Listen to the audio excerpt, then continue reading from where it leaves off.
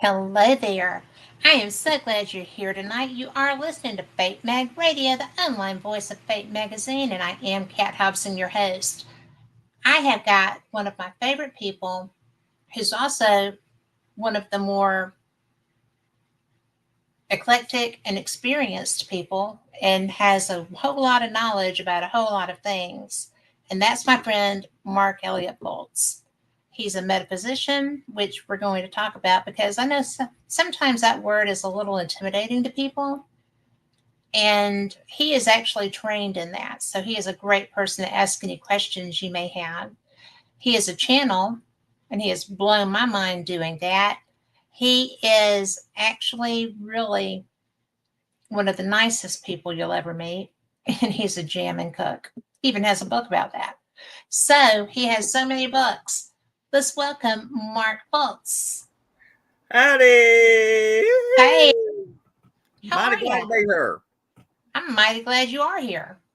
So I like your video setup. I like the background. That's so Yeah, cool. my old gothic um, dresser. I love it. It Yeah, works. I do too. It's about Well, as old as I it's am. nice. You're a little gothic too sometimes. I'm a lot gothic, I guess. You are.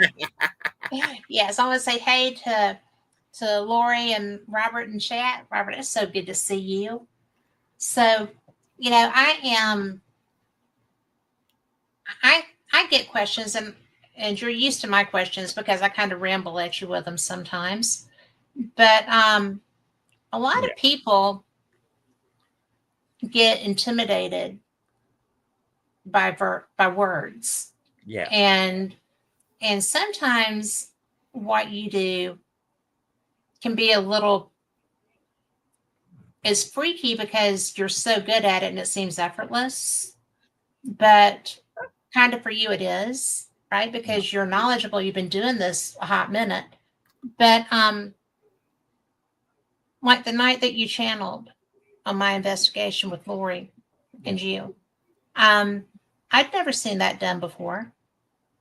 And I've been doing paranormal investigation for well over 10 years, a lot over 10 years now, as That's far as formally with stuff. And I think a lot of people that go into, ghost hunting as opposed to actual research, and there is a yeah. difference. I There's mean, a there is a difference. Sometimes, huge difference. sometimes I'm ghost hunting, and sometimes I'm working on my own research. It depends on the scenario. Yeah, And, it's just kind of, you're a little out there with your abilities and stuff. It's very cool. I love it. So I know you're blushing.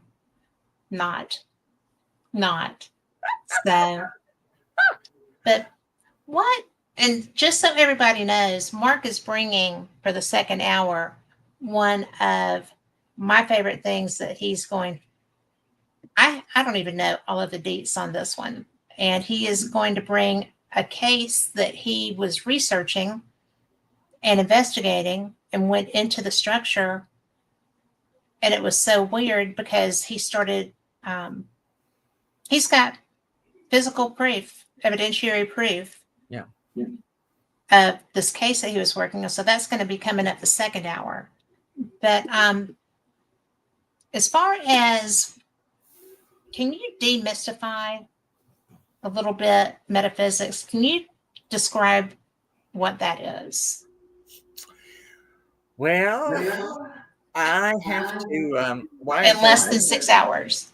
Okay, is there an echo on your side? Do you hear Uh, a little echo? I hear an echo, but maybe it'll quit. Um, it's different for everybody. It's I can only speak for myself, and metaphysics for me, I mean, it's it's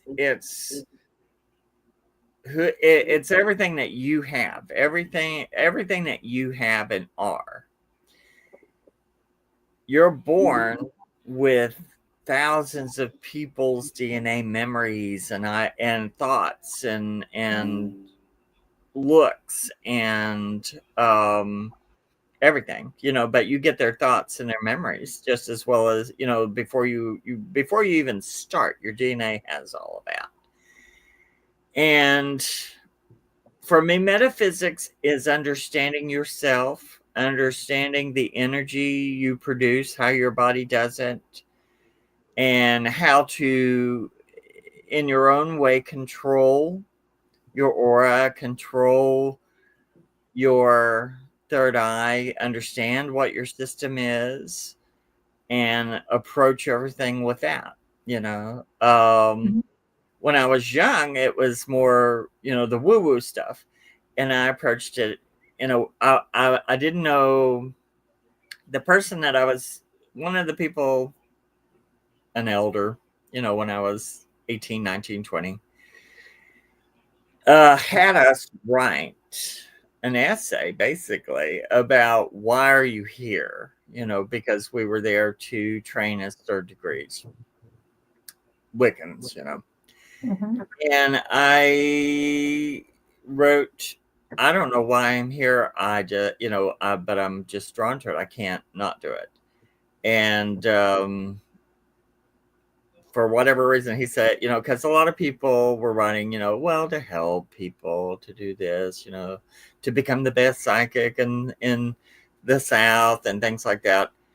And he said, mine was a good answer because he said, you're here. You don't know why you're here, but you're here because, you have, it's like a drive for me. And metaphysics and spirituality and psychic abilities and everything is especially since we won't go into all of it, but Right. being transitioned when I was attacked and killed and came back from it, that basically expands your consciousness because your body will overcompensate, and then you get, your it's not something out there that's a mystical wind. When you talk to people about being a psychic, it's it's all natural, it's all based in nature, it's all based in the physical, and the spiritual aspect of it's in here. It's Right. connected to your pineal gland and your third eye, and some of it may not sound glamorous, um but I think inner exploration is more exciting than outer. You know, I love to go ghost hunting. I love to do that stuff. I love to go to creepy places. And God knows I've lived in a few. And but that's how But everything is a learning experience, and it's just being self-aware, not self or self self not self-conscious, like in a nervous way, but you have Right. to know who you are, what you can do, how you can do it. And what I find is, when I'm 63, but I'm still like a little kid. I love and approach everything 200%. If I'm going to throw myself at it, I'm going to throw myself at it, and I'm going to swing by the seat of my pants. And if I feel like it's right, I'm going to stick with it because, 99.9% of the time, it turns out right. But that's because I take a chance. I'm not afraid. A lot of that, what everyone, I'm also, a lot of people would know, but, because of the attack and other things, I'm disabled. And so regular life that people take for granted is the harder part for me. The metaphysics and the all of the elements of it, and dealing with the spirit and the ghost and the information and the haunted houses and the you know uh, metaphysics is something I'm not afraid of. I have more challenges doing what regular people take for granted. Yeah. And because I can talk confidently, there are people who really think I'm being arrogant or something. And I'm like, kidding. You don't have an arrogant bone in your body. I No, mean, I really you don't. don't. I try not to because I've watched people's egos eat them from the inside out, period. Yeah. And jealousy, I've had to experience jealousy from someone a while back. And I was like, I never have gotten jealousy. There's nothing, tell me something good that comes out of being jealous. Tell me, did it really get you to Nothing. do something in a good way? So I've been through a lot of stuff. This year has kicked my butt around the corner and back, and I'm dusted myself off, got right back up, and I'm back on the horse and doing it. You can't be afraid of whatever you do. Just don't be afraid. Don't be afraid to Yeah. do it. Don't be afraid to fall. Don't be afraid to fail. Don't be afraid for someone to not understand. Don't be afraid that someone's going to get their tail in a twist because they can't do it. Which Because I'm that like, happened a bring the lot. coloring book. I'll bring the crayon. Does that Okay, happen go a ahead. lot where people get frustrated a lot because Woo! there's a lot Yes. of people that think that they are you, okay? So, or similar to you. And I'm going to step out on a limb Well, no here one can and be just anybody say else but themselves. exactly. It just doesn't seem like what you do is so amazing, but it is something. Well, thank you. We've talked about this before. I've worked with a lot of people who are not. I've never seen anybody like you as far as working together. So Well, yeah, let's that's not a see. bad thing. Well, everybody, you can't be somebody else. If you're trying to be somebody else, you're not being you. Yeah, And when I came back you're from absolutely right. being Because killed, oh, go ahead. I have just lost my connection here. I'm so sorry. Give me just a second. Sure.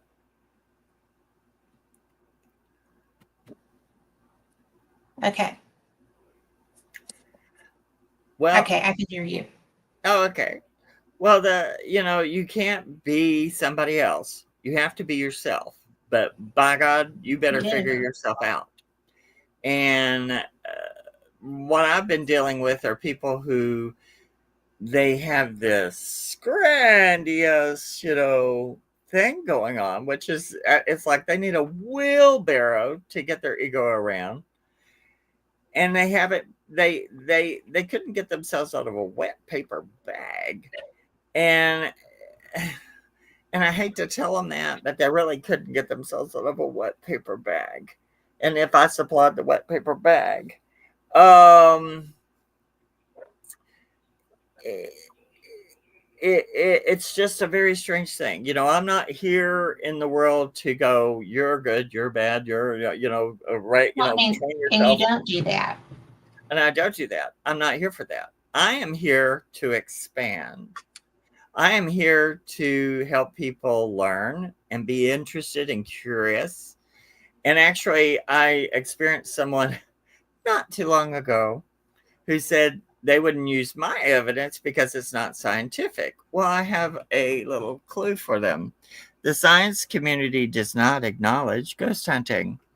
And the thing is, the stuff they're doing is not science. You should try to do things in a scientific way if you can, or a way to repeat, to control Yes. a controlled atmosphere to see what you can get. But what I do is metaphysics. The Yeah. physics is in the title, Turkey. Yeah. And it's its own science. It's the science of the unknown human element, because people have ignored the human element, thinking, science is only a couple hundred years old.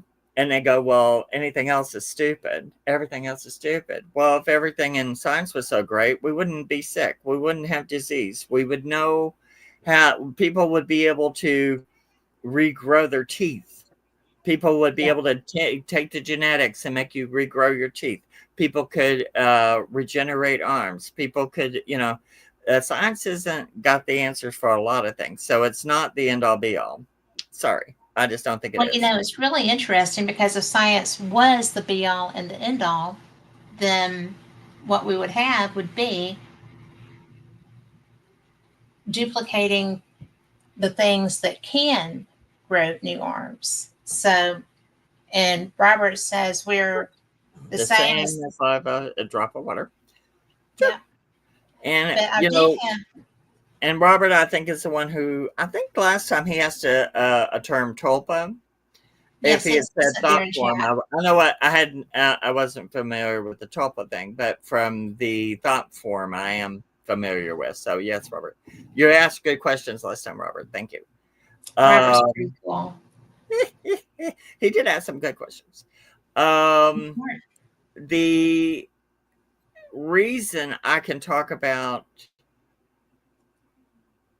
a little bit further along than what most people get to, because most people, when they talk about dying, they talk about the tunnel, they talk about the light, and then that's about it. Well, I went through the tunnel and I was able to get up over the little opening when you get up to the thing, and then you look out and you see all the beautiful neurons, beautiful colors, and the lights, and the feeling, and the so I'm really, even though I've come back, when they say near death, of course, you didn't die all the way, or you'd be dead and you'd be gone. And Well, don't you think that what you did was dying? oh, I did die. I was near die. I Yeah. had died I mean, twice. you were out. Well, You had yeah, checked well, they out. put me in a room to die because they couldn't save me. And actually, the doctor was very shocked when I came back because they were like, "We don't understand it." And I was like, I'm just um, here. Yeah. "I'm just here," But I've lived more than 33 years, and I was 30 when it happened, and I've lived 33 years after that. And it's been a whole different circumstance. And in a way, I feel like a living ghost. I mean, really, we all kind of are, because I believe in reincarnation. I've been reincarnated. Um, I just feel like a spirit having the human experience, and here I am. And bring the coloring book. I'll bring the crayons. We'll fill it in, and we'll have fun. I But like that. you can't.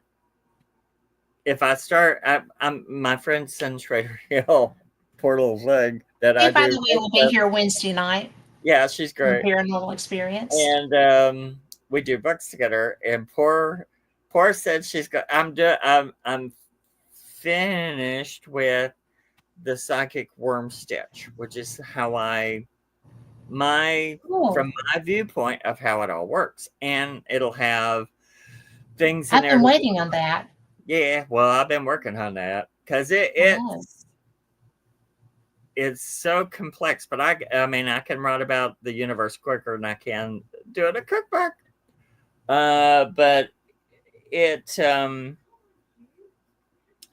it's the channeling I've done. When you say I mean, when I was in '96, I started doing channeling because I just it was just it's inborn in some people.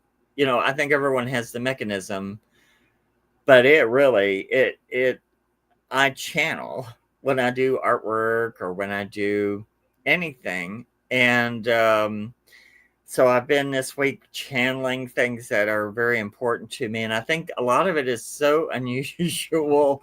I'm having to draw illustrations so people will understand what I'm talking about. But when they see the illustration of how it all works, in my opinion, then I think it will help people. What I hope it does is people will take it and go further, you know, because I'm just a messenger. We're all just messengers. We're all here looking in the fog. And, but metaphysics has saved me. I mean, that's, I mean, my whole death experience was metaphysical, coming back, being able to Yes. talk to the dead has been, I've helped a lot of people. And, I've been, it's really been like being a social worker. I love doing it. Um, and when you feel like it's a good gift, you shouldn't have a problem with that. And then when you have worked on it and worked on it and worked on it, worked on it, and then you have people who, because of jealousy, because of insecurities and greed, I've been exposed to those things of late with some people, and it's like all of it, and it's all stuff that I don't care for. And I'm like, fine, but if you're going to if you're going to be whatever you're going to be, if you're going to challenge someone or talk down to someone, people talk down to me in this case, or talk down about me. They ain't going to talk to my face because they're a little chicken. Well, Uh, I wouldn't talk much to your face, but I wouldn't be talking about you in the first place. So, well, and they don't understand. I hear it anyway. So, yeah. um, but and I have a lot of Apache in me, and the Apache in me, I have a very bad temper, and I'm just people don't glad I've understand. never been on the backside of that. Ooh, But honey, not very many people have, and the ones who yeah, have, they go, oh, because my father, I mean, his grandfather was an Apache, and my father was like an Apache, and well, they were yeah, rough. And I want to okay. chase people down the street, smacking the back of their head while they run. And the Well, fact you that I don't. don't is because I can calm myself down. I can think about it, and and go, what is important and what isn't important. But You're it's very good still, at that aspect of life. well, we try, Well, it helps but me sometimes because of it. I try to be very calm. And when I think about things, I don't like to do things when I'm angry or hurt. Yeah.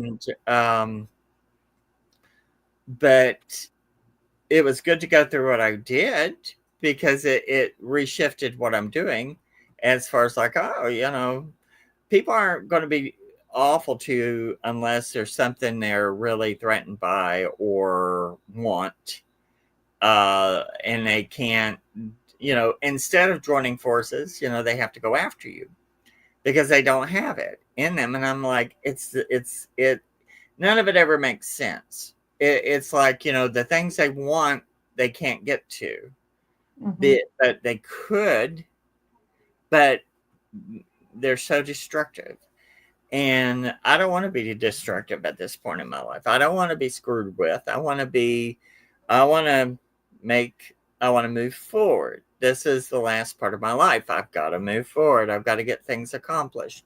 I have things to do to help people. I have things to leave behind that hopefully, I mean, I have, like in the psychic worm stitch, I'll have things in there, meditations for people to do to learn how to control their aura, how to understand their aura, how to try and understand their ectoplasm, and how to be able to get it in their hands, get it from here to your hands.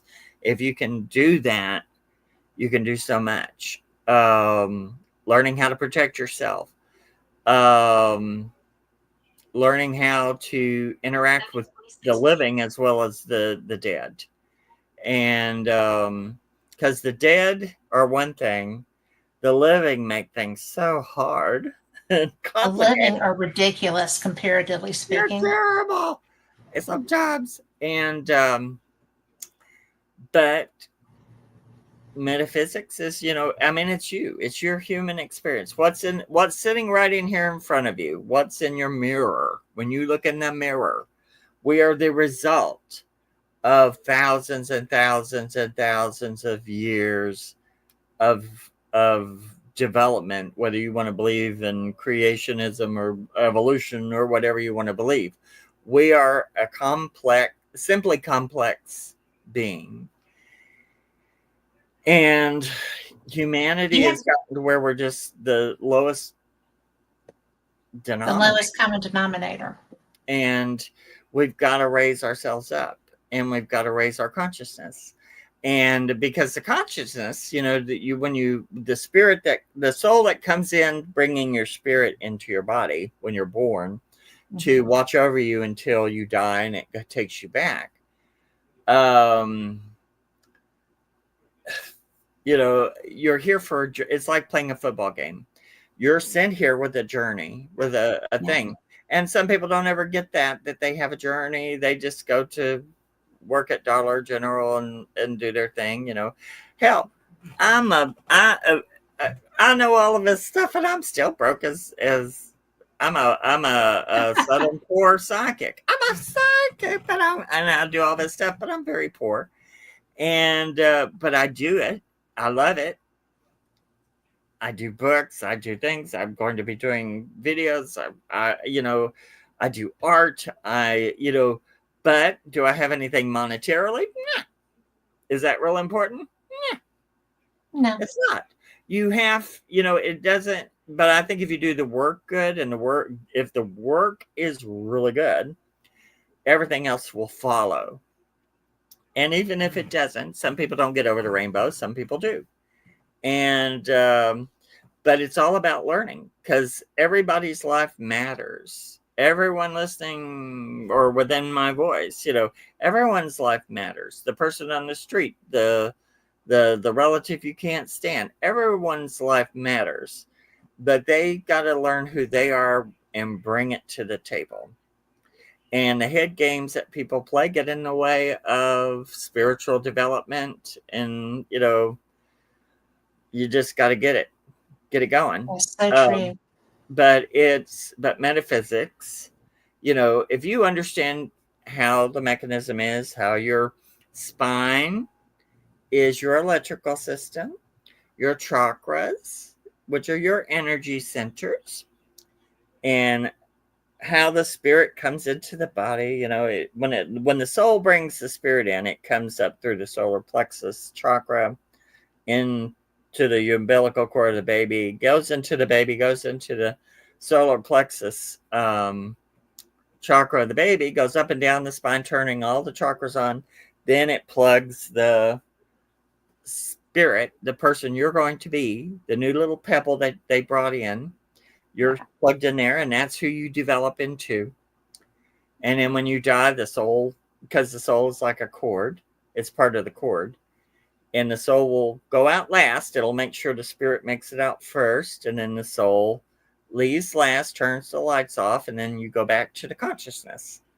And they go, what did you learn? You download it all. Every second you've been alive, awake, asleep, whatever, it's all there. It's downloaded into the plasma, and then then you go on and get cleansed, and then you either come back later, or you go and be a guide, or you become part of something. It's not sitting on a little cloud with a little harp and little wings and floating around going, well, I was a good person.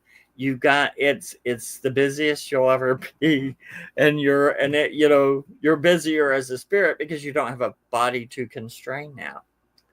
And so it's Robert wants to know, is that why the men in black attack the solar plexus chakra? The solar plexus chakra is where you get, when they say get a gut feeling, that's where your umbilical cord was. Well, see, when the spirit comes in through the solar plexus, the soul has the cord. I'll have to, when I show people what the soul looks like, they're going to freak. But because it's all energy, it doesn't look like what we think everything looks like. But when it goes through the umbilical cord while you're in your mother's womb, that your energy cord continues like a fiber optic tether to the consciousness your whole life.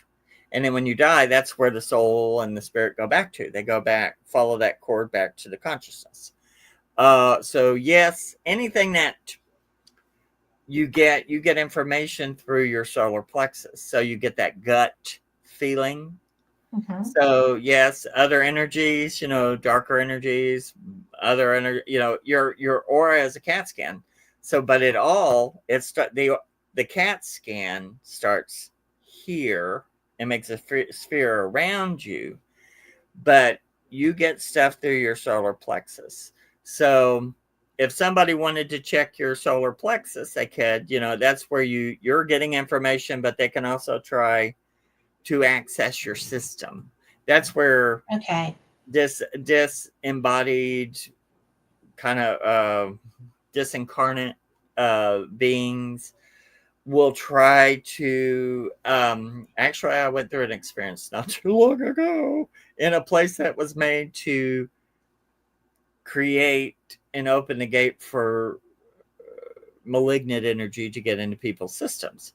Well, if something malignant is going to try and get in your system, it's going to check out your aura to see the chinks, and it's going to try and get a hold of your umbilical cord, that your silver cord, and it will hold on to it. And if your system isn't in good working order, eventually they'll work to getting into the umbilical cord into the chakra.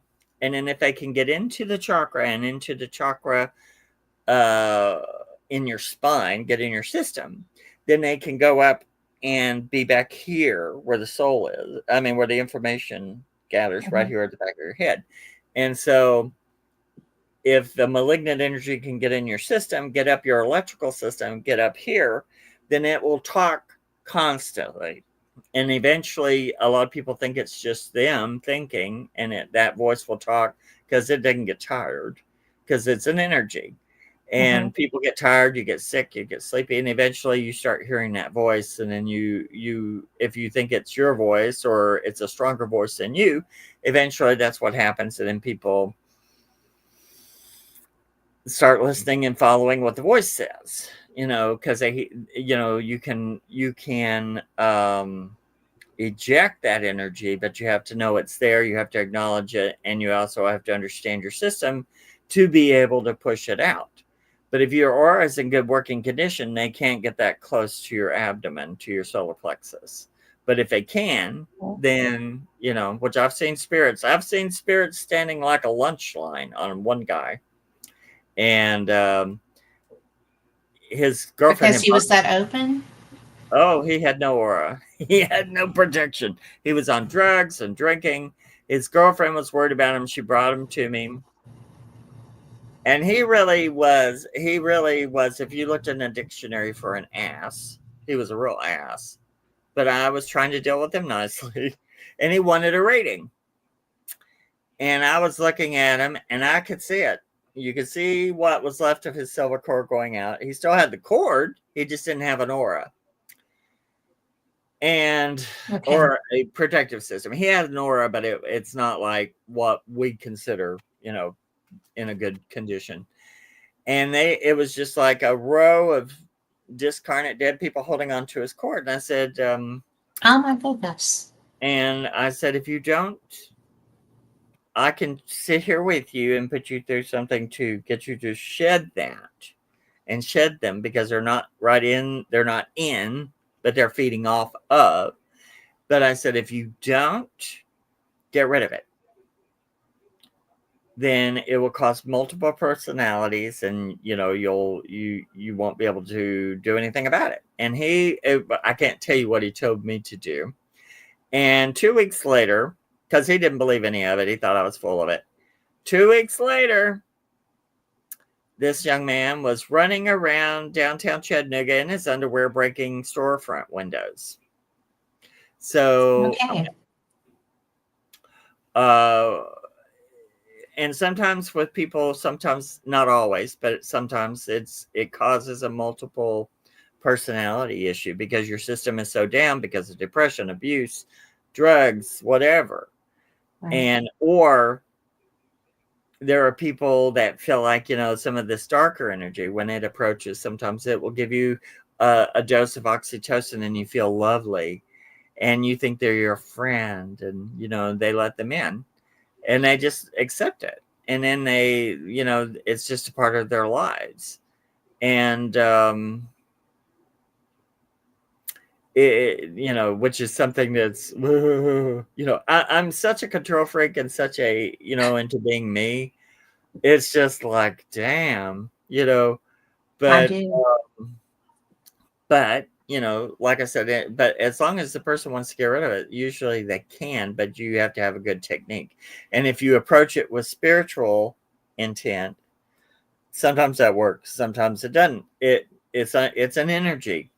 You have to deal with it as energy. Get rid of it as energy. Use energy to reset your system, push it out, reset the boundary, and keep it out. Because when people think they use the Exorcist as their measuring stick, and it's a movie. There are some things in it that are, actual kind of things, but then it's also a movie. And I had that experience. Someone was going, well, I don't believe what you're, because someone was being exposed to that stuff. And they said, well, I don't see anything flying around. I don't think that's like the movie, so I don't believe it. And I said, it So don't the like it. movie takes precedence. Yeah. And I said, well, I'll let you know the energies that they were exposed to. I said, they don't like to scare the food. They like to they get in it. It's slow sometimes, and it can happen in several different ways, but once it's in the system, it's up to you to say no and understand and be aware and get rid of it.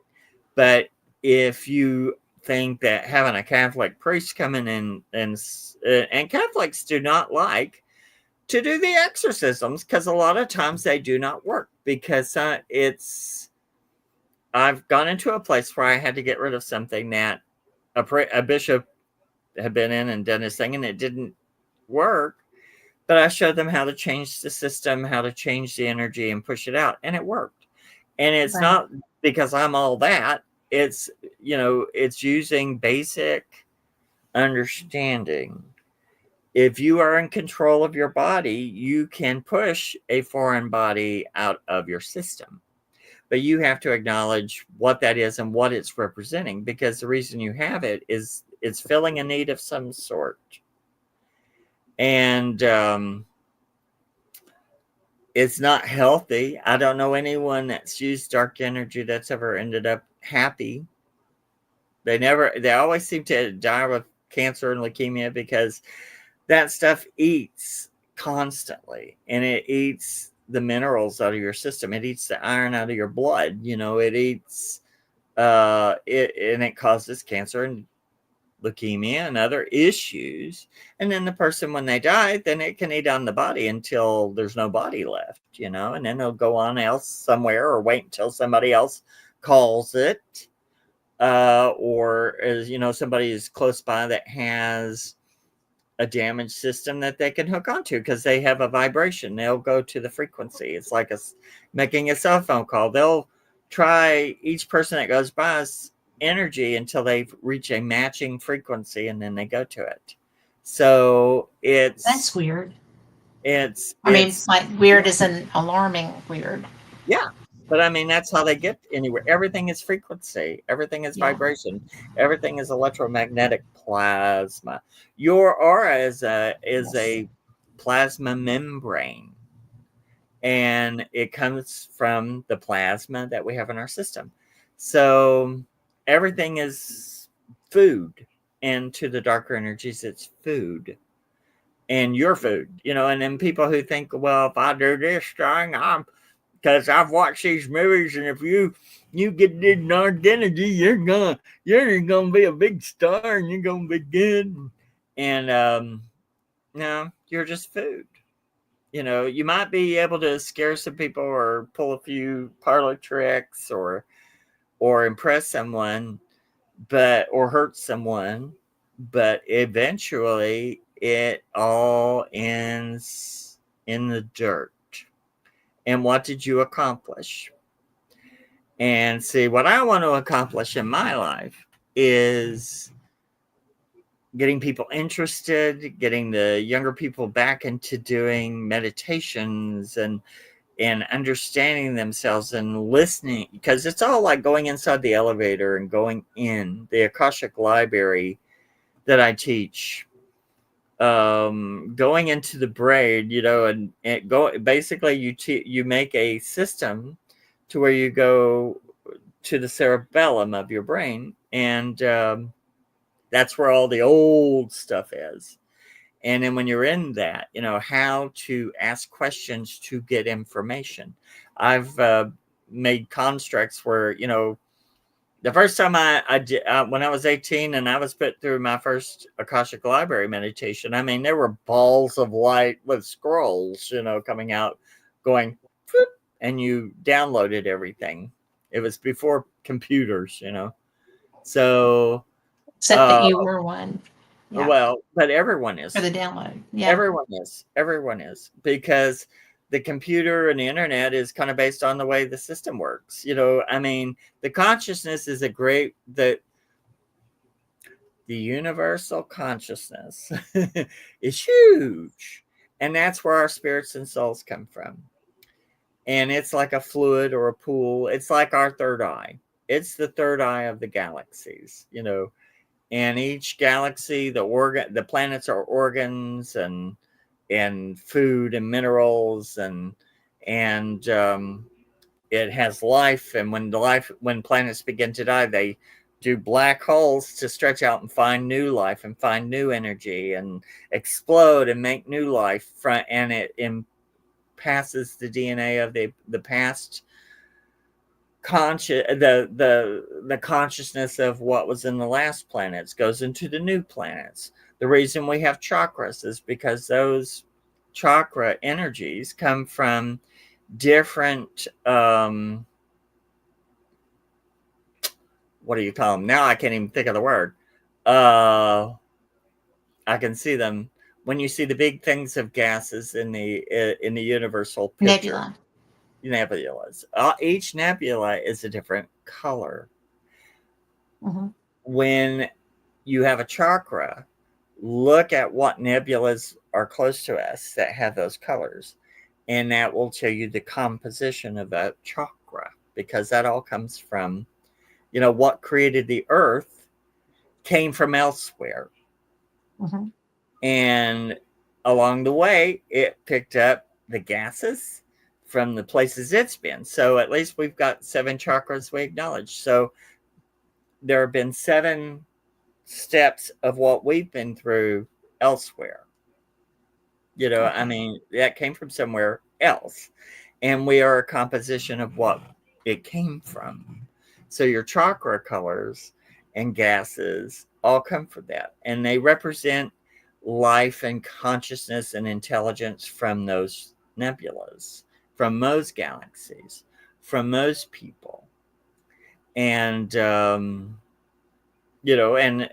people, I mean, I believe we have travelers. I mean, I believe there's people who came here from before needing stuff and tinkering and having sex with everything and creating lab created stuff and then messing up and leaving their mess.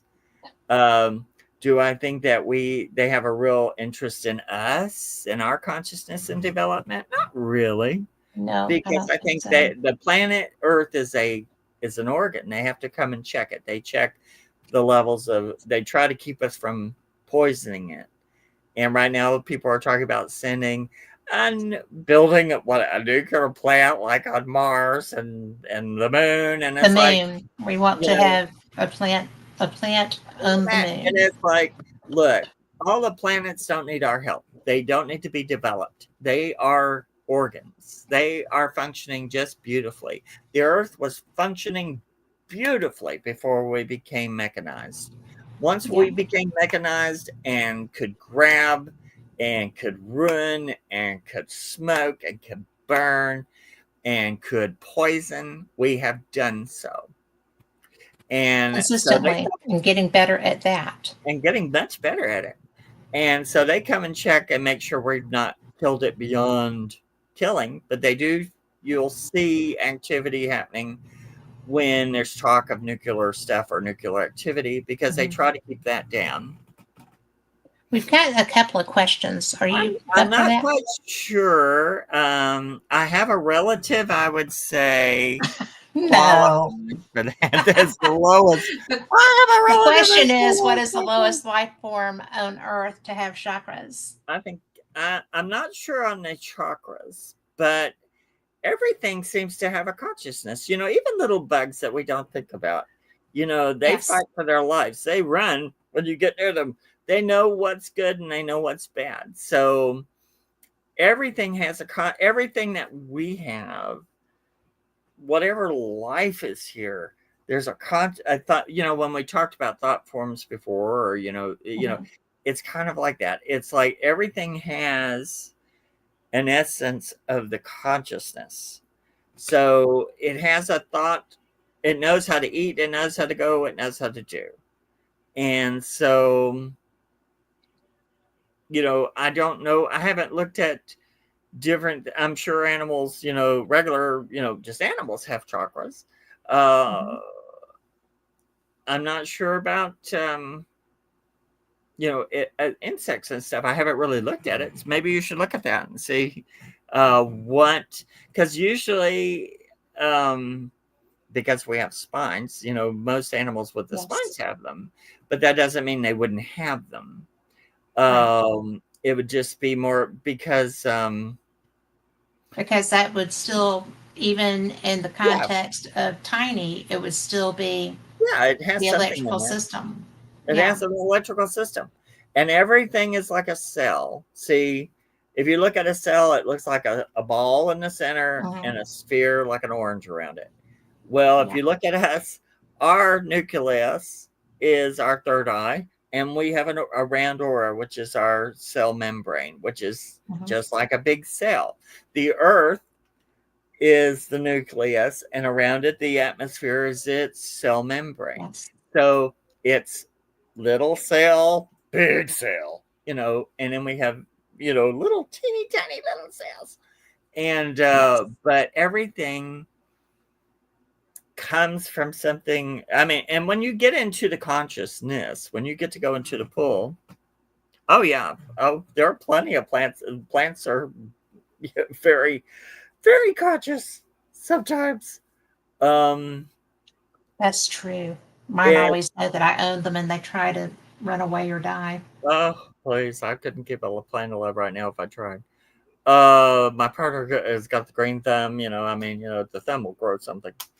Um, but everything has life, and whatever we have in us, everything else, we have a little bit of something that everything has. I mean, we have Hmm. some of the same compositions. We have, quite a few minerals. We have a lot of dirt in us. We have a lot of water in us. We have a lot of, other things. So we have a lot of composition, and when we die, we turn back to dirt. We turn back to food. Everything is about food. um Don't you find it interesting? I'm interrupting here, but no, no, don't no. you find it interesting that humans have gone to such effort to Mm. prevent themselves from turning back to dirt? Oh, too much. I And now mean, they put with themselves, all of the embalming stuff and all of that. I mean, yeah, well, even to being just a mummified person must be so much better than going back to yeah, dirt well, because it comes from the what's self you isn't there importance. anymore. Yeah, but see, that's the self importance thing. Hmm. And the and people don't realize when they do the embalming route. Yeah. First of all, it's toxic to the environment. It will leak at some point from the casket. The embalming fluid, the way they do things now, you're only made to look pretty for a few days. After that, they don't care. You're not going to see them again. Or you're going to go dig up, Grandma, Yeah. Morton. No, you don't know that what she's going to do, and you can't. People are one of the hardest, impossible to embalm and keep perfect. We can't taxidermy people, and they might could at some point, but embalming fluid can last, but it's not meant to now. It just gets you through a few days. Then you turn back into dirt anyway, eventually. And all that embalming fluid is poison. Those metal boxes are taking up space. And, What about if you're cremated? What happens? well, I mean, it doesn't do anything to the spirit. The spirit just doesn't have as much, there's no minerals in that. So, if there are spirits or energies that want to eat that are hanging out in the dry places, they're not going to have anything to eat. And you don't, but what happens is you're supposed to transition, download, upload, go into the consciousness, and then you don't, not supposed to worry with it. But if you Well, but don't, when you pass, you would already have done your download, right? you Yeah. get the chance to download. But if people don't download, because you can choose not to do it, people do all the time, and then they hang around. Sometimes they want to hang around with their body because that's all they know what to do. Because or they'll hang out at the place they lived or around the people they knew Or where they died. or where they died. And so and then two people, because of where they bury people, when you go there and talking to them, and they know where to go to it's like a meeting spot, but Mhm. most people don't live there. They don't live in the grave, but there are some that do. There are some that that's they don't know what else because I've known people who think that are Christians that think the light is a false light when you're dying and it's going to take you to hell. And I'm like, no, in my opinion, no. Actually, it's a lovely, beautiful, wonderful experience. Why would you even put that in there? And some people are afraid they're going to go to hell or be punished, or they've been killed and they don't know what to do and they want that found out. And they, any kind of different reason you can think of. And we have free will. So, if they don't want to go on, they don't have to right then. And eventually, I think everyone does break down and gets reabsorbed, and then you get there anyway. Right. But because you get very few hauntings and things like that going over 1,000 years, kind of thing. You get them very rarely going a couple of hundred, because they don't have time, they don't have a body to TikTok. But eventually, your spirit is made out of minerals, it's made out of plasma, it's made out of materials that will break down at some point. And if you don't learn how to feed from the air, from the energy around you, then you can't sustain yourself, and then you get kind of reabsorbed, because everything around us is a fluid. I mean, what we can't see, all this air stuff is fluid. And you have your dark matters and dark energies, but you have, everything is in a fluid. It's like an embryonic fluid that we're floating in, living through, moving through. And when the spirits break down, then they just get reabsorbed, and then eventually get magnetically drawn back to where they came from, because we all come from a consciousness, so you go back to it. But it's all kind of based in, since we're meat products, everything is based on minerals and meat and muscle, so we're connected. We have a spirit, we have a developing thing in us, but it's a plasma form within a physical form. And so when you die, you still have that little cord, and that cord goes to the consciousness. Even if you're a spirit or a ghost, you're still connected to it, and eventually, you'll go back to it magnetically. But the energy there's several ways the energy does. So if you don't go, because Earth is a self-regulatory system. It does not waste. It does not waste energy. And the thing about dying, when there are a lot of people who think when you die too that you just lay in still until Jesus comes back. Where energy doesn't stay still. That's not energy. That's but it's a different thing. I understand, and I'm not trying to insult anyone's belief systems, but for me, it's like, the most alive I ever felt was when I was dead. And that's because I didn't have a body. And believe me, I felt great. And the clearest, happiest, and there were people there calling my name, and it was great. You can tell they want you to cut. It's like they're trying to get you to run to them like you're with a football. It's like, like they've missed you. And that's why a lot of people feel displaced, and they feel like this is not home, that, home is somewhere else. And death is a wonderful thing. Once you get past all the other crap, it's a beautiful experience. And most of the people in my family, when they've died that have had the worst time, were little Baptists. And I'm like, why be afraid? It's wonderful, don't be afraid. I understand you have to mourn. You have to be angry and mourn. You have to, because this is all we know right now that we remember. But when you die and go into it, it's great, wonderful. But don't be afraid of that. And the worst fears I've ever seen are people who the whole life, crack, this, you're going, and everything that they were projecting on other people, they were really afraid of themselves. And see, I feel like I'm a part of everything. I'm a part of a consciousness. And I feel like each one of us are a traveler. We're here to learn something, bring something, take back information. Everything that you've recorded is, you're going back. This is like you've come to school and you're learning and you're taking it back, and it adds to the consciousness. So,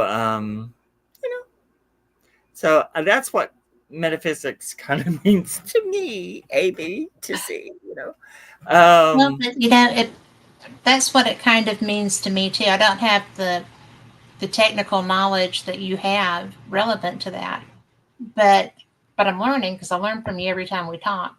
But I'm going to be learning a lot more with the psychic worm stitch.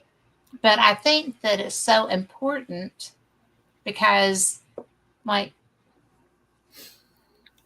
I did not know what a chakra cleansing was, right? But I was in Sedona, Arizona, and I was like, ooh, I want to do that. And David was like, do it. Yeah. And so I went with a lady who was very spiritual. And the only reason I got to go was because there was a lady who had lost her husband. She was from England. And she told the guide that she would love for me to join them. Because, there wasn't anything else. And I was only there for like no time. And so this lady did the attunement at one of the vortexes. So it was kind of an interesting thing. And she was very complimentary about my aura. And I'm like, oh, well, thank you, doctor. But because I don't see them as a rule. I have, but usually it's because I feel them. And then I just, that's a whole nother world. But it's really interesting to me when I get a chance to have this conversation with you, because we have had some late night conversation on these topics, and you're very good at educating. We do have a couple of questions. Are you up for them? I'm up for them. Bring them. All right. Let's see. Maybe I got an answer. Oh, you might. You never know. But Robert says, yes, that's it. Do you find that the twin flames and invisible red theories? Because Robert, Robert asked this because he says that he recently found his cosmic partner. Sure. Well, I'm And actually with the partner that I'm with, that I've been with for 20 years. We're buried, I know in our past life, we're buried in Highgate Cemetery. And so I have to say, we repeat a lot of people that past life, regardless of whether it was good or bad or unfulfilled. And so in a way, I think it does happen. You crisscross with a lot of people. And do I think that there can be someone that you have a soulmate kind of thing? Of course. I mean, I went through all sorts of stuff to get to mine. Take my word for it. But then when it happened, boom, we, and totally opposites.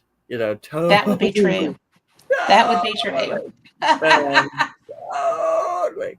But 20 years doesn't say a bad But thing. very good together. Very Yes. good together. And That's so me and in a David. way, Yeah. I think I mean, but we're all cosmic anyway. So do I Yes. think it's the cosmic? I think and just as well as love, you can be connected to people who you just hate, and or people that Do you you have a think that's lesson, and because you've that's known them connected. over lifetimes Yeah. Oh, and you yeah. know what they're capable of? Yeah. And if you don't realize it, then you keep repeating it. And if it doesn't Yeah. succeed, and there is actually one relationship.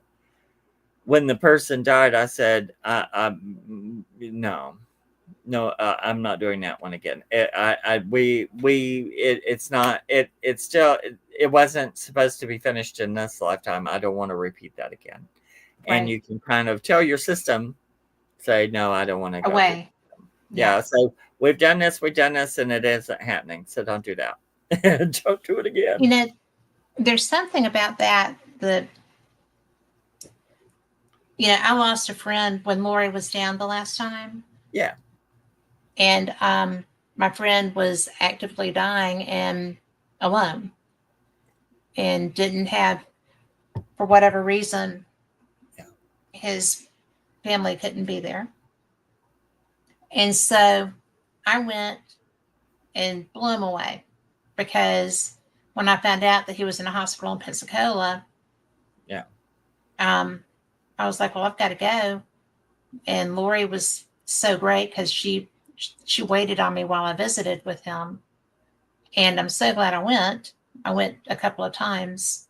But that first time, he was just like, I was like, yeah, I know. You just never know where I'm going to show up. And then I knocked his table around, but which would be normal for me. And so I had to be very careful with how I dealt with that situation Sure. because I Right. wanted to be able to still go. Right. Yeah. Yeah. And so, he'd known me since I was 4. The only person that had known me since I was 4 that was around. Yeah. And I was just like, next time we're going to do this different. Yeah. Because, next time, because we'll still be there. I know we'll still be there because he will find me or I would find him. But, it's just really so interesting how you do find those connections and you stick with them. And this is not like a twin flame kind of thing. This is like a soulmate. A best friend soul. Yeah, a soulmate. Yeah, that's a great way. Yeah. But a soulmate. I mean, they don't have to be love interests. They just can, no, I have plenty of people just people you love, people that come back and you run into them again, and it's wonderful to see them. And that's like with people so many of my friends that are dead.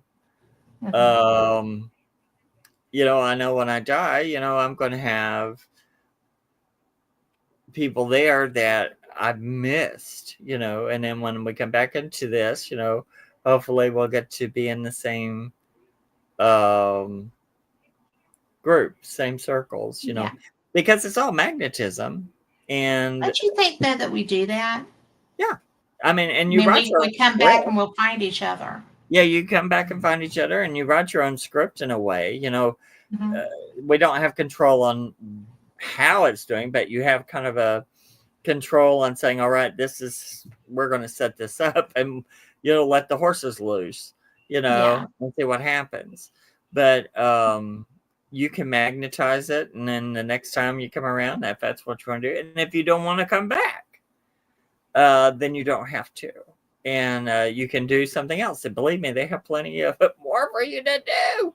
So, and if you want to be a guide, but that could be frustrating because you're sitting there saying, "You're not listening to me," Yeah. That would because be they like don't parenting listen, again. and that's No, irritating. It's that would irritating, be irritating because because they're going, "Oh my God, do you see what they're doing?" And they try to help you, and you're not do listening. they not know the repercussions of That's this? that's Yes. or don't care. Or don't give your Um, time or your energy to that person. no. Yes. So being a guide might be a little frustrating, which I can see I where would it be is. whacking people on the head.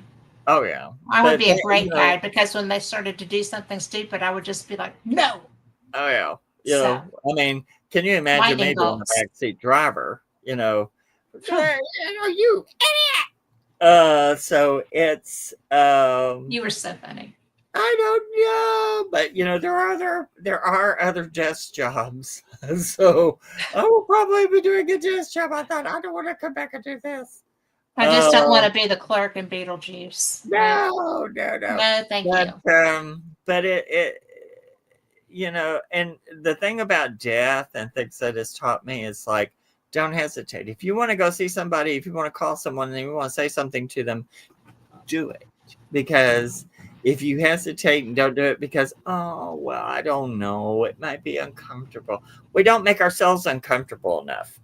No. Reach out. You never know when somebody really needs you, or Yes. just you saying hello, and recognizing them as another human being.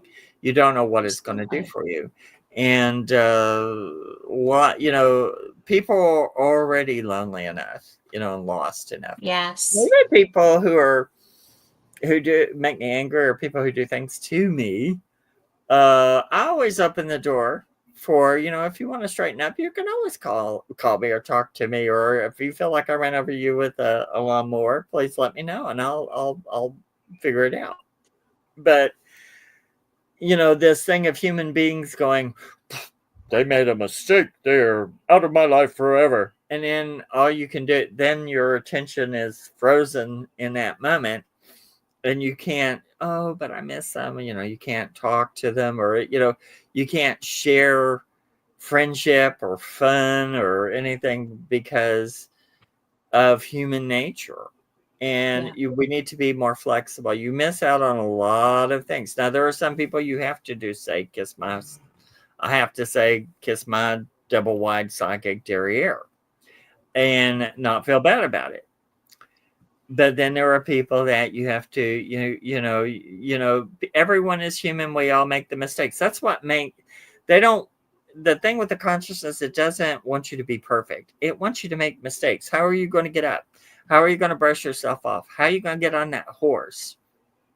And yeah, maybe you don't know how to do it, but what you going to do? How are you going to do it? How are you going to figure it out? Mm-hmm. And do it, live it, front to back, side to side. And that's why they give you so many opportunities, right? That's why we get a lot of opportunities. And then they think, well, but I have tomorrow. Well, you don't know. You don't know that No, you don't know. and I've been there,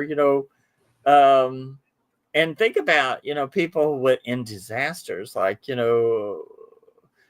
your desk working and a plane crashes in, and all of a sudden you're fighting for your life, in seconds, or your car, goes into the river, or you have a terrible Yeah. wreck, or someone breaks in your home and you're in the middle of trying to fight for your life, or or you're being killed, seconds. Everything changes in seconds.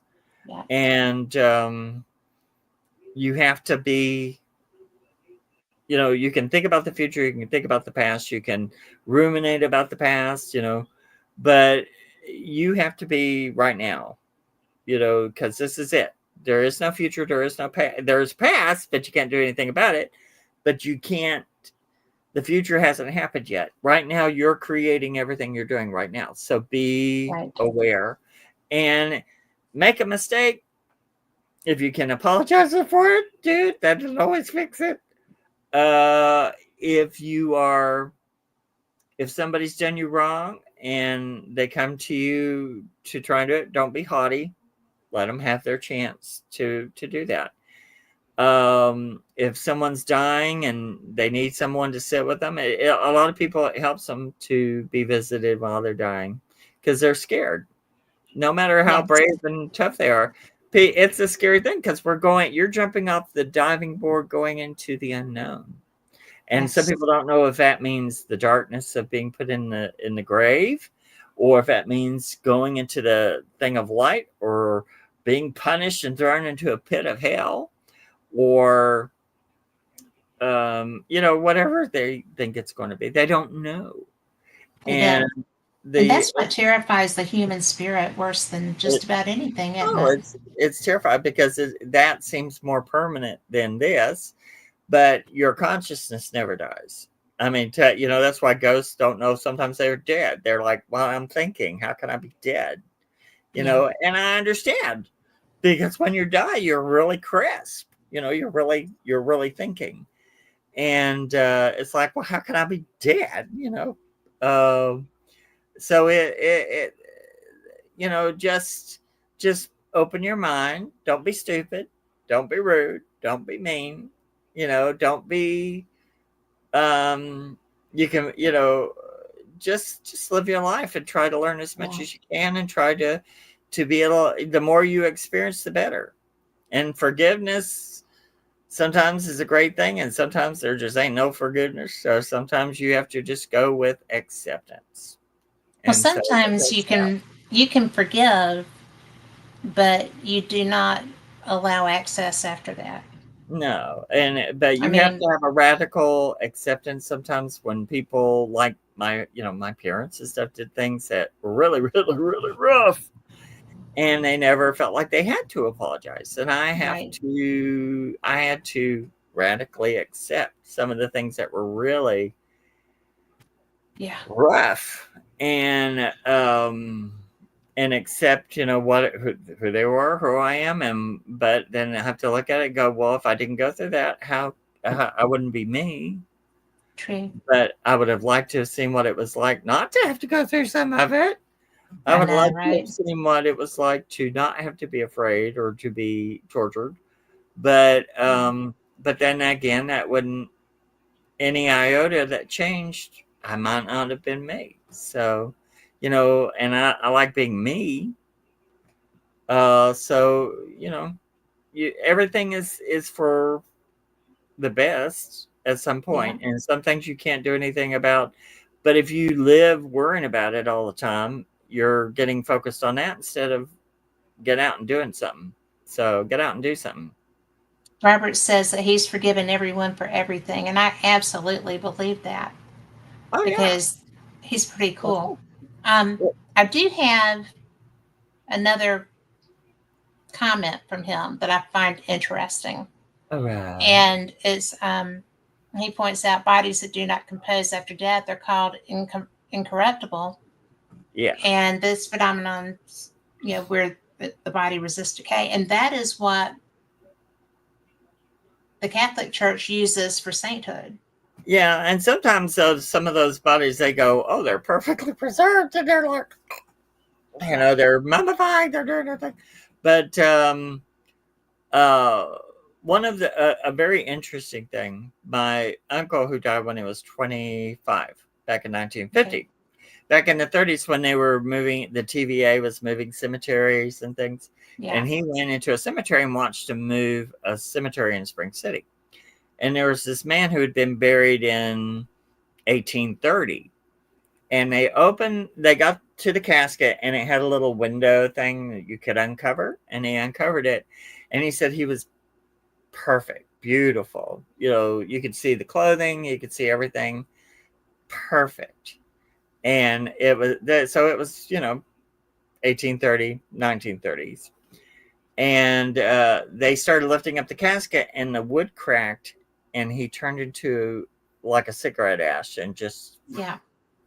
so I've heard of that even. happening. And there are bodies that will last a ways, but Lenin's body, they have to. He's more mortician's wax and Yeah. embalming fluid than he is anything. Uh, there are people you can preserve pretty good, but even some of the ones they call incorruptible, I've seen some of those and I go, ooh. Or sometimes, they'll. The human isn't made to be a wax doll. Yeah. It's once this is for you to live in. When you die, it's meant to go back into the earth and feed other things and become part of the fabric. And so I'm fascinated with mummies. I'm fascinated with death, and I'm fascinated with decomposition. But ooh, you know, and yes, there are some bodies that last a long time, but even the mummies from the Egyptian time, you can still see their Yeah. faces, but you can tell they're mummified. They're Mhm. not. Our skin texture is just not something that holds up to bacteria and waste. And I've seen people who've died just within hours started just going, and it's like ooh.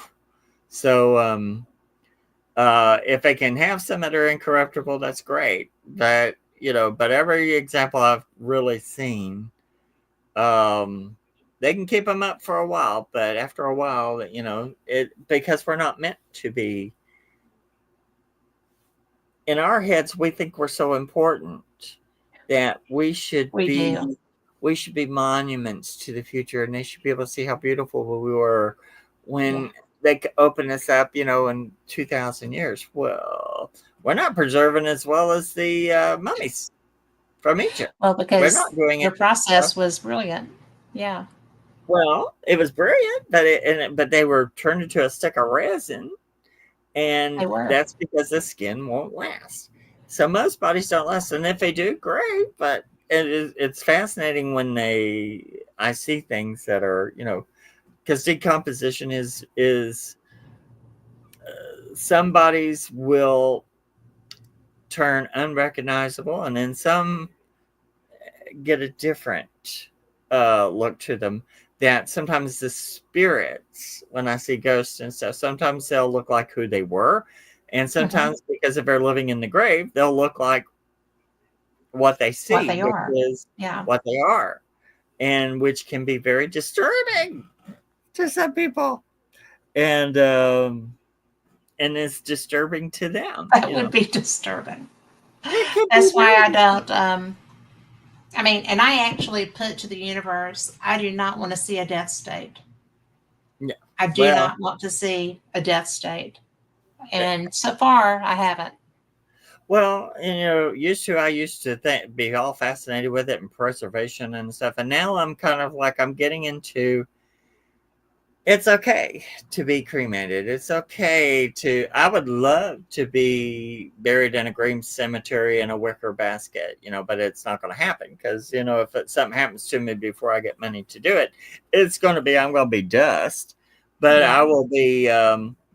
But in my fantasy when I was younger was for someone to take my cremated dust, mix it in with cheese whiz, put it on crackers, and feed it to the people I don't like in my family, and say, "Mark, why don't you eat this?" And then say, "He'll be a part of you forever and ever." Or at least till this afternoon. That's At so least funny. until you can, yeah, until tomorrow, you know. Yeah. So You're so not right. I love that. well, I've had 6 concussions in my life. So what can I Yeah. say? So what can Dropped you on your say? head, talk to the dead. Yeah, that's it. Yeah. And it's the truth. And actually, when I fell and passed out and landed on the side of my tub over a year ago, it kicked my psychic abilities like 50% up. So it's like, yeah, so every concussion works, you know. Would not recommend though. Huh? Would not recommend. I don't recommend. But see, since I'm No. disabled, see, I have, that's just something in life. They went, oh, well, this will make you better. Boom, you know. Yeah. But We're gonna bump you up a little. but it's you know, I mean, if I were a regular person and it happened, and I would just have the problems off of it. But if you know, if it happens and it gives a benefit, well, at least something good came out of it. You There you know, go. that's why I look at it. I'm like, well, at least something good came out of it. The first 6 months after it, I thought, kill me now, because it was just, oh, the It was pain, hard. the pain. Yeah. And then that kind of eased off, and then it's like I've been tearing it up. So you know, I went, well, whatever. You know, if that's how they do it, if that's how they want to jump it up, it's okay. I just don't want to drown in the toilet. That's just mine. You know, That I've would told them, I be said, no, when I die, no toilet, no toilet. Because when I passed out, I woke up and my hand, I'd had hiccups for 9 days. So I'd gone and got the shots and because I have Marfans, and that's something that happens sometimes. right. And the shot worked, but the last hiccup that hit, it squeezed every ounce of breath I had out of me that I've been hiccuping for 9 days. And I just passed out and fell and landed on the tub and Oh uh, man. woke up, and I thought, okay, we're not dead. Then I thought, where's my hand? Where's my left hand? I feel well, and my hand was in the toilet. And I thought, ah! I said, I'm alive. I'm worried about my fastidious. So, And so you I, are. and I just laid there. I got myself up out of the floor. You know, it went on. Nobody knew about it. So I thought, you know, if things happen to me, a plane could crash on me. I just, you know, I'll walk out of it and crawl over and do Yes. until you don't, you know. So that's the whole thing. Well, you know, I have so much fun with you because Yeah. A, we're friends. B, you are just, you love sharing and teaching. And I love that you do that because I have the best time. And, well, you know, I like learning. You like teaching. It's a good blend. So, but you wanted to talk about this case Oh. that you found. Oh well, you told me to tell some of my favorite ghost stories. Yes, So well, I didn't tell. I asked. she asked, and Maybe I so I thought, told. okay, well, what was the turning point one for me? And the turning point one for me, it's a long story, so just prepare. And I gave her pictures, so Yep. she might be able to show the pictures. I just got So to get to them. okay, this all was when I was living in Chattanooga, Tennessee. Hmm. Now Is I was. this Mhm. is this the lady? This is a lady, but she's part of the story. Um, I was attacked in '92. So by 1996, I was working in a metaphysical store doing stuff, and I decided I was going to do a ghost book. And I was going to do a ghost book called Chattanooga Chills, which I did. And did. And I did. And so in Chattanooga, one of the big things is the Reed House. So there's a big room in there that's very haunted, 311. I've known about it for years and years and years. So this person, Frank Riddle, that I knew, got us in, you know, got the room rented. And there's all sorts of different stories about it. The Reed House that's there was, you know, it was a different building during the Civil War time and all that. And when Chattanooga was under siege, a lot of the buildings in the city were used as morgues or hiding places. And so the basement that still exists that you can't go in was used for a morgue. But there was, I think it was a wood building there at one time, and then it burned or something happened. That's that you're jumping ahead. Now, uh, the lady picture. Do you know where the lady picture is? Yes, this is the All right, last one. all right.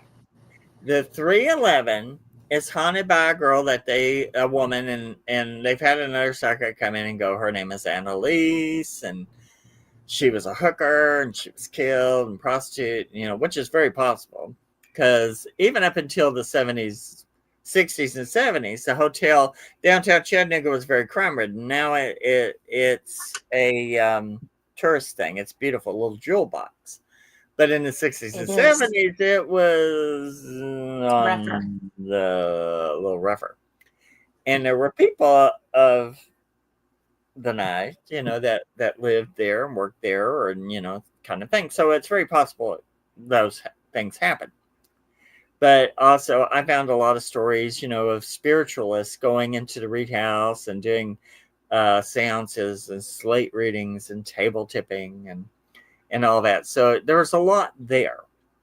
So we got into 311. I didn't want to really go on anyone else's stuff. I wanted to talk to this woman. And this story will lead to the next story. But I go in, and there's a little alcove, and I could tell there was an energy spot over there that she would come in out of that. So I pulled a little table into the hallway so we could do a seance to talk to her.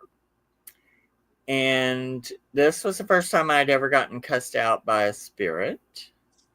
That's how conscious she was. Beautiful in person, really beautiful hair, beautiful.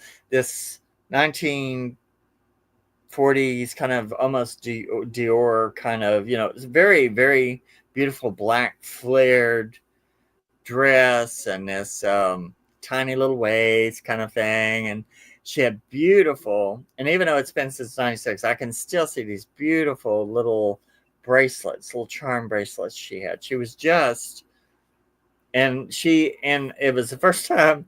I mean, she even had French manicure that was so, I mean, it was like me looking at this. Mm-hmm. She had a beautiful French manicure, prim, proper, beautiful, until she opens that mouth. And the story I got out of her was that she had was living in a hotel, which you could do that. Mm-hmm. Back then. You could live in it weekly, monthly, yearly, whatever. And her husband had a mistress, and she didn't want to get a divorce. So he put her up in the hotel. And she would sit there and play bridge with her friends, and she enjoyed it. She liked it. Had it all apparently at her time fixed out quite beautifully, and very, wealthy, just very classy looking. But she was, she was a smoker, like they were back then. Everybody thought that was classy.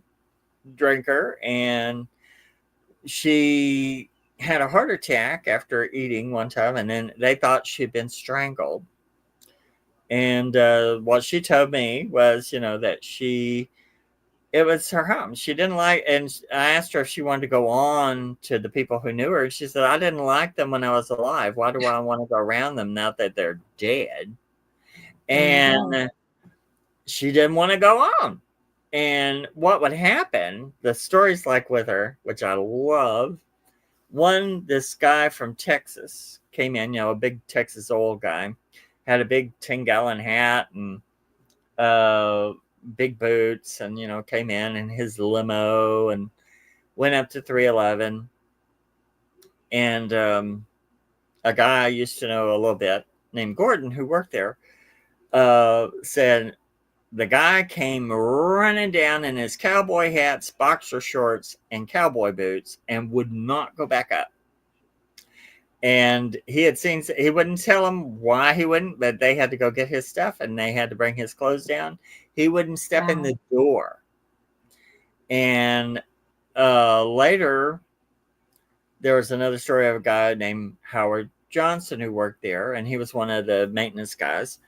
And one day he was sitting in there watching nobody was running it, so he was in there watching the football game. And this lady in a black dress was standing at the door looking at him. And he thought she was wanting to know about the score, you know. So he was talking to her and she wouldn't answer back. She just kept staring at him. And he said, then I started to realize her clothes were old fashioned and she looked mad. And he got up and he had to go around her. That's how solid Oh, she wow. had to go around her to get out the door. And so when they brought him to be interviewed by us, he would not come in the door. He would stand out there. And he said, and I had drawn a picture of her, and he goes, that's her. So that picture you saw, that was what she looked like. And these other people came by and, you know, would tell us their stories. And if you would go in there, you know, the doors would close on their own, open and close. The water would turn on in the sinks. One family came in there and to sleep, you know, to stay there. And the woman woke up and screamed because this woman was standing by the bed looking at her. And that, you know, so they had to give them a new room. So it wasn't a good room to, you know, the hotel knew it was all haunted. And when they found out we were in it the next morning, they went, ooh, you know.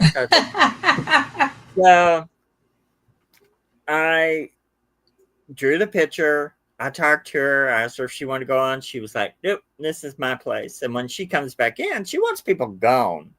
Mm-hmm. So when she shows up, it works because they'll run. They'll go out. Yeah. And, it sounds like she's really effective at that. She did not want to be bothered. And she liked to smoke, so she doesn't like it if people smoke.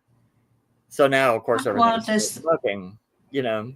And so the person who was with me, Judith Anderson, was lighting matches to see if she'd blow them out. And she told her, said, they would just go poof, they'd go out. And she said, I hope you burn your damn fingers. And so, you know, at the end of it, I was just like, she just wants to be left alone. And that's her home. And now I think they don't rent it out. Now, of course, I think you can pay to go and investigate it, but they don't have it as like a regular renting room. But when we were in there, this girl, Candace and Wayne, came by the door and told us about the 7th floor and said the 7th floor is very, very haunted. But that's all they knew. So that was in 96. So I said, well, I'll come back and do that at another time because it was pretty expensive to come be in this hotel to investigate, you know. And around that time in 96, I had a friend who had a junk store that was fabulous. It was not, you know, everybody's junk stores and antique stores now are so clean and cute and tidy. This one you could climb in, things were falling over, everything was piled on. I used to love those.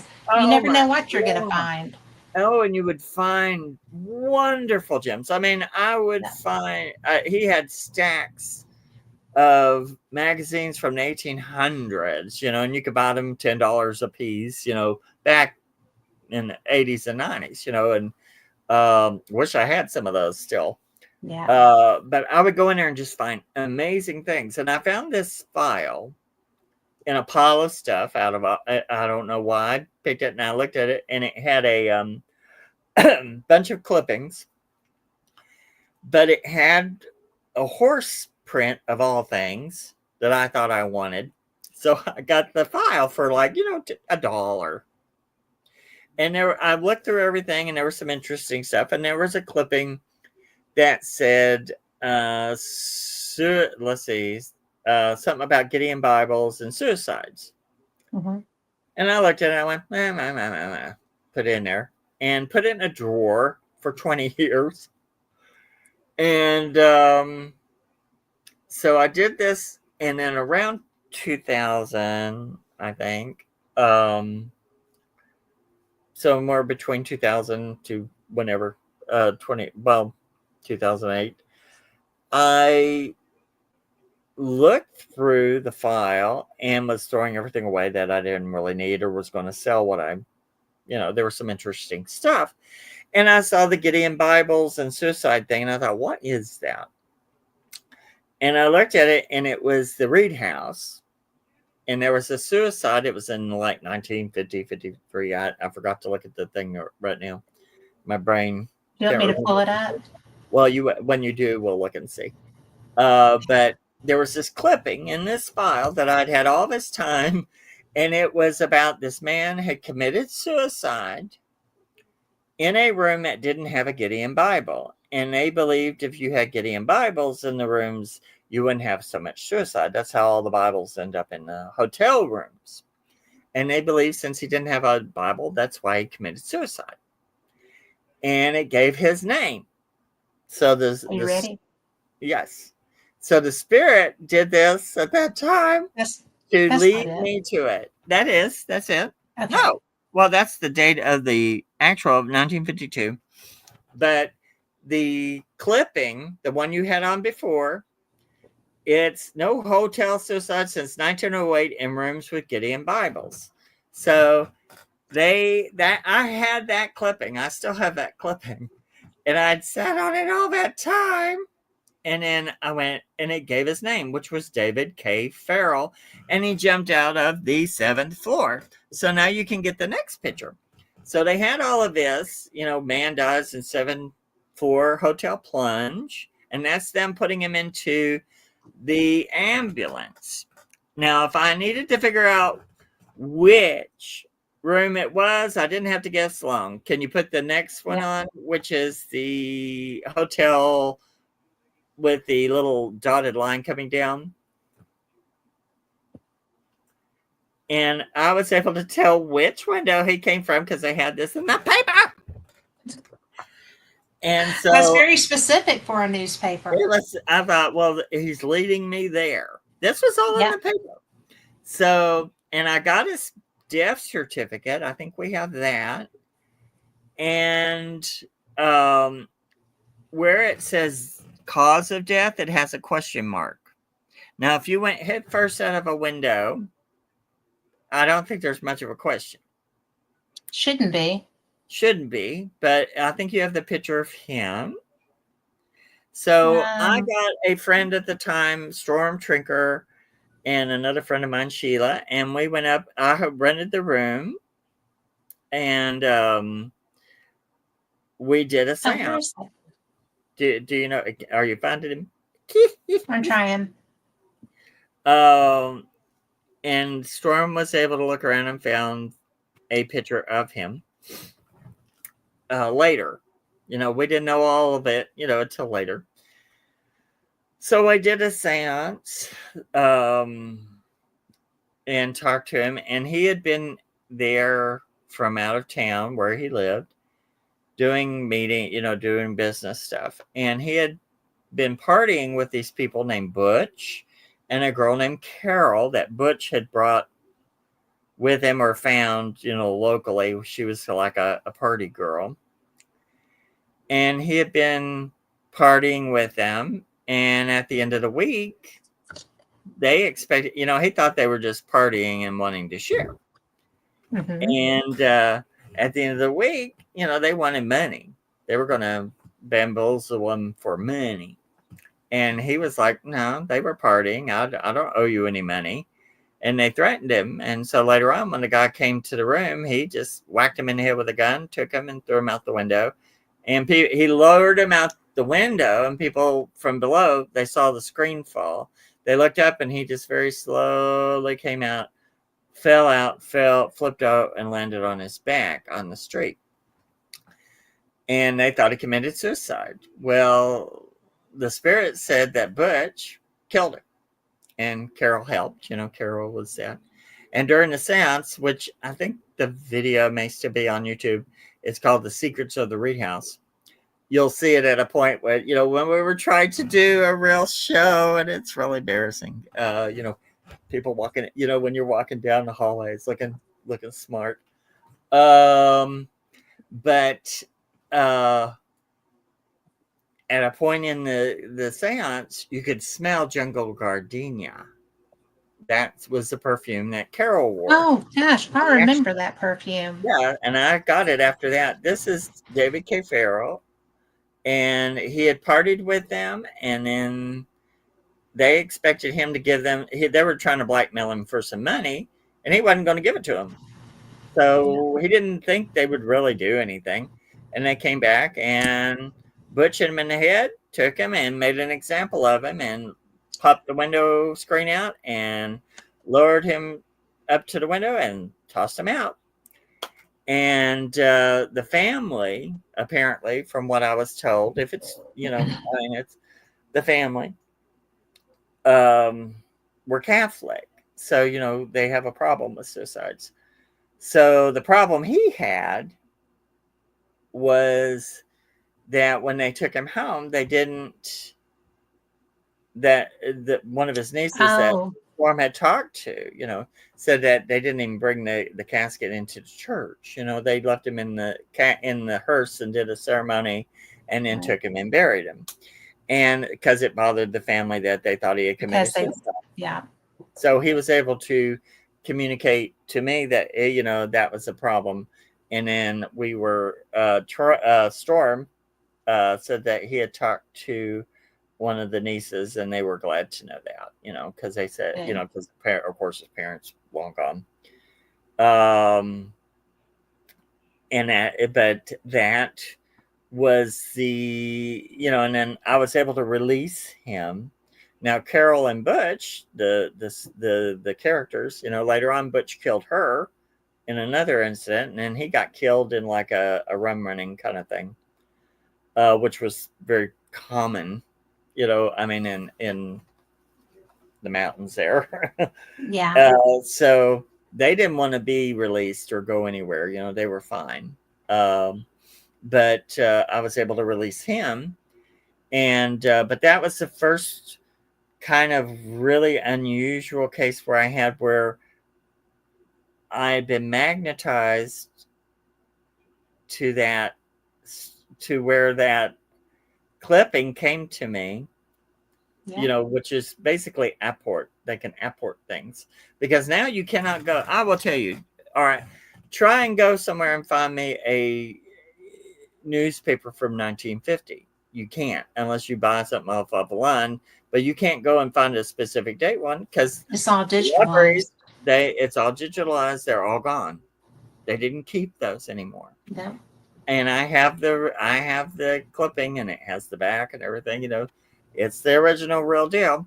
But it came to me, and I didn't even know I had it until it was time to do this. I wasn't ready back in 96 to do the work I was ready to do 20 years later.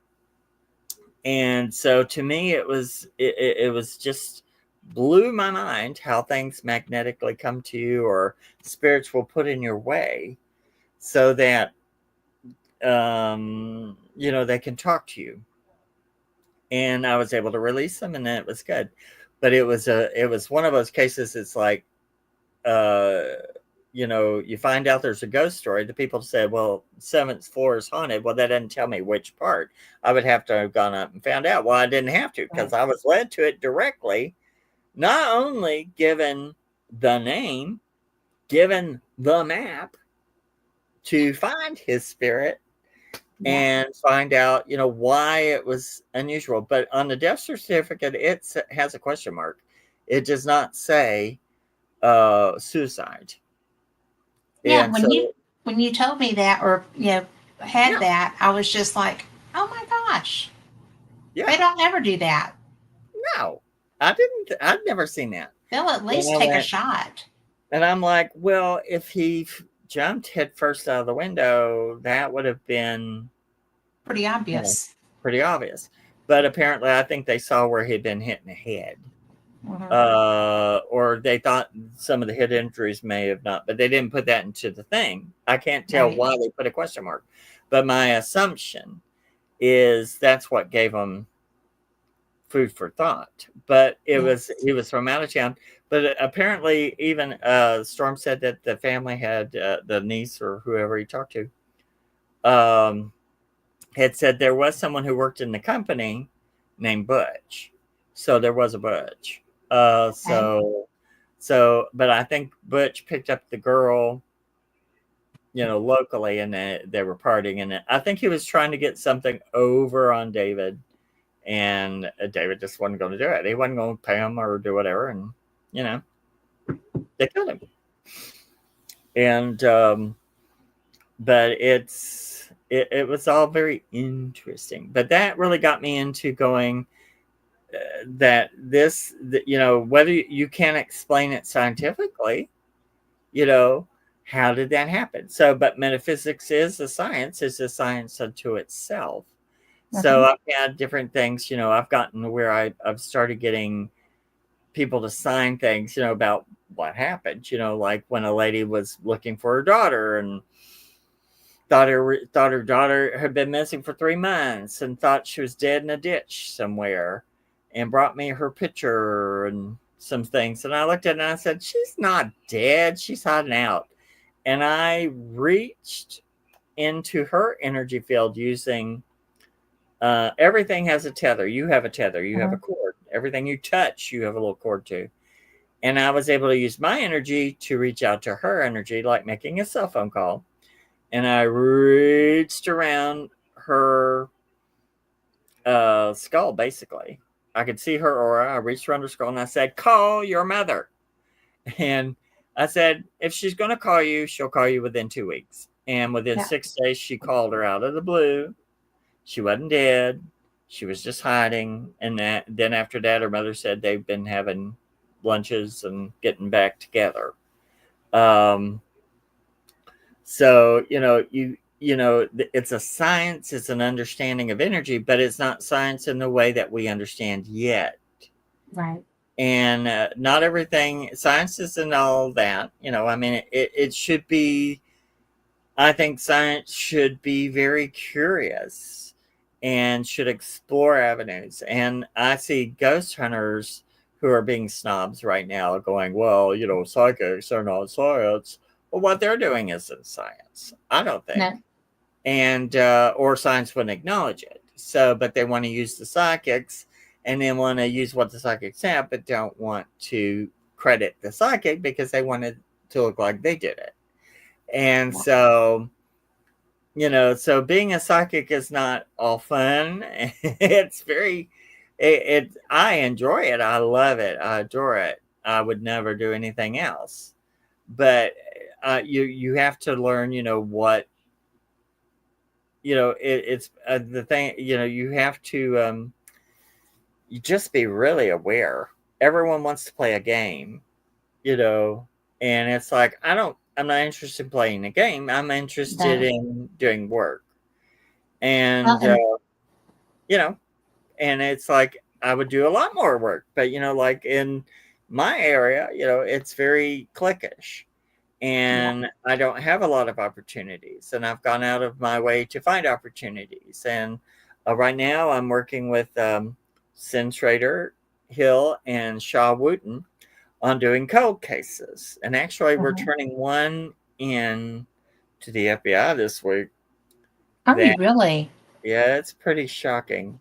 Because I, a lot of things with psychic, you have to understand your third eye Mm-hmm. is what creates your electromagnetic field. So that electromagnetic field gets out and connects and listens to the bigger electromagnetic field. So when you are doing a cold case, you pick, I tortured myself and I said, let's do this. And so I made that we tried this, and this started the whole thing. I Okay. said, each one of you pick a case, put it in a manila envelope. Don't tell me anything. Don't tell each other what you're doing. And, and put it in manila envelopes. Have three manila envelopes, one empty and one with each of your stories. Know which one, mark them on the bottom side that you know what they are, but not that where I can see them. And don't put the ones with information on top of each other so that it won't bleed into the other. So I said, and I will cold read those cases and see how we do. So we did that. And the first one, Sid had forgotten it. She picked it, but she hadn't read it all the way. So she put it in there, and that it was a learning curve. I had to learn. And so did she. So I said, if I fall, I fall. If I bounce, I bounce. So I said, this is how you learn. And before it was over, though, I got evidence out of both cases, out of both of those. Oh. And Shaw was holding it was putting the envelopes around, doing something with them, and I correctly, without knowing I did it, I said, put Sin's down, yours, which was in her. I pointed to each one and correctly knew which one was which, and told her about some information in one of them. So it turned out very interesting. It was very cool, and so I can do the cold case stuff, cold reading that way. Mm-hmm. But there was another case I had, and I brought it to them because I'm not good at looking up a lot of stuff and all that. I'm like, I'll tell you what I've got, but I need people to look up the other stuff. And I think that works better that way, details. But when I did the reading for the cold case, which is a child. I'm not going to tell the name. I'll tell you behind the scenes, about it. A very apparently very big case,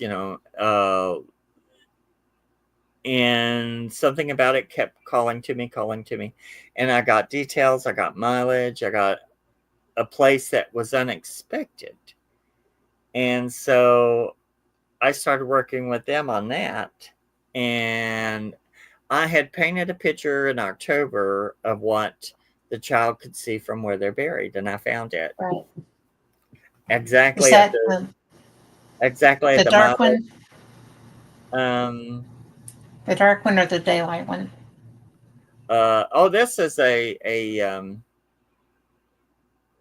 light one. This is, this child. I'll tell you the details behind the scenes, but I had painted a picture of. You want the one that you painted, or no, we don't have it in here. We're not doing it. We're not putting that up right here because I'm sending all that to the FBI. But because I thought this is from when you did that investigation working with. Yeah, I think I've showed it to you before. It's just that I'm holding off on it because I found the place exactly. I found what the child is looking at. I found the address. Have all of that. And then looking at it, there was clues that people they've missed in the evidence that is known.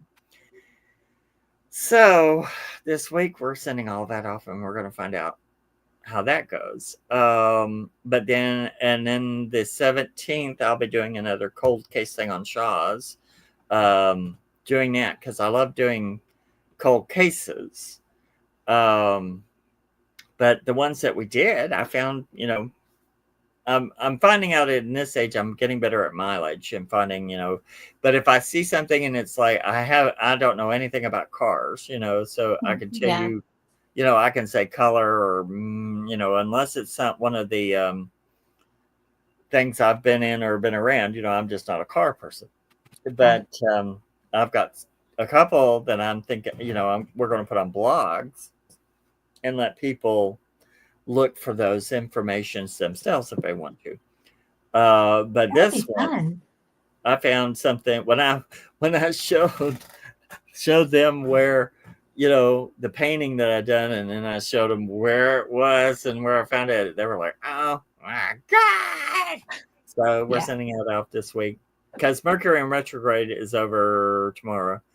So we're going to send it out and do it and see. And I feel very good about it. I feel Yeah, but then we good go about into that. eclipse season, so that's going to be Yeah. fun. And then also there's, I think, new direction the police could question people over that will, I think, will bring some, you know, bring some, maybe some peace or bring something closure. But I think out Yes. of it, but it's like, but anytime you deal with police or FBI or any of that, I've worked on cold cases before, brought evidence. I mean, because I brought evidence to one and they told me stuff afterwards, but they were like, but it's not, but basically they didn't feel like it would ever be bothered with.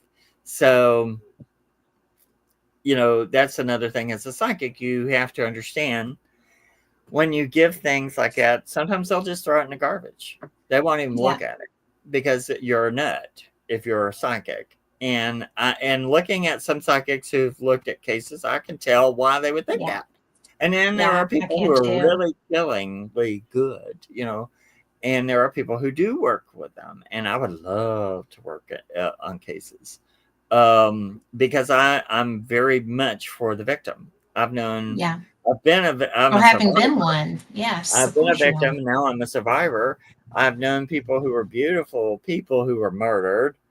Hmm. Um, and there are some people that are still, they'll never solve the cases because first the person is black or gay or something, or whatever it is in it that they just go, well, that, and two, the system is overloaded. They don't want to have to look. They don't want to have to do another job. And so I get it. But sometimes, they'll listen and sometimes, things will come about. Um, and it isn't about credit, I mean, but the thing is, if you do something and it comes to a good conclusion, then it's important for other psychics because then if somebody does it right and it works, then that Yeah. means, well, maybe they'll listen to the next psychic, but then the next psychic needs to really be good. Be doing a real thing. They need to know what they're doing. And some of these people, I've listened to shows and I'm like, oh my, I'm like, oh. And Yeah. I mean, I know psychics, we know Till and people, there are people I go to when I need help or stuff, to talk to about stuff. Yeah. But then there are people who really that, they may have the foundation. They just need to tweak it and they Yeah. need to not be afraid. And A lot of that is fear because they don't want to be wrong and then take it public. no, but see, the thing is, if you trust yourself, you find out if you know what to listen to first. Yeah. First thing I hear, Pam. I'm like a dog on a on a pork chop. I'm not gonna let it go. Yeah. And you have to know your system. You have to know your system is working and picking up and processing. Now you may get that initial thing. It may need to be fleshed out, but then you have to, and since it's it's ethereal, some of it is you have to say, like with a cold case, you have Mm-hmm. thousands upon thousands of people sometimes aiming their energy thinking what they think it is. And so you have to pick through that energy. You have to pick through and then find the original energy. Try and find that trail. Try and listen to that information. Your system has to be able to process it. And, I mean, you got to know yourself. Yeah. And one psychic a while back, was like, well, you think you're confident. And I'm like, you have to be confident. I know my work. I know You I'm have an to trust objective. yourself. I'm objective. I'm not an idiot. I'm not Yeah.